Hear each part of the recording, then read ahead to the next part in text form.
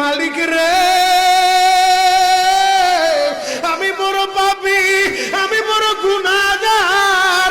ও দয়ার আল্লাহ, আমি 10 বছর তোমার গোলামি করি নাই, আমি 20 বছর গোলামি করি নাই। আল্লাহ আজকে মনিরুল ইসলাম শরীয়তপুরি আমার ভাই শোনা গেছে তোমারে বন্ধু বানাইলে ওই জান্নাত পাওয়া যাবে। মালিক রে তুমি আমারে দাও না মাফ কইরা। যুবক রে যদি কেউ আল্লাহরে বন্ধু বানাইতে পারে তার কোনো আর চিন্তা নাই, তার চিন্তার কারণ নাই গো বাবা। এ যুবক ভাইরা, দাড়ি পাকা বাবাজিরা, সবাই আমার দিকে একটা নজর তাকান। এই যে দেখেন আমি হাতের ভিতরে আহারে টিস্যু দিয়া কাফনের মতো একটা দৃশ্য বানায় ফেললাম। এমন একটা কাপড় আপনার শরীরে একদিন উঠে যাবে, আমার শরীরেও একদিন উঠে যাবে। ও চেয়ারম্যান ভাই।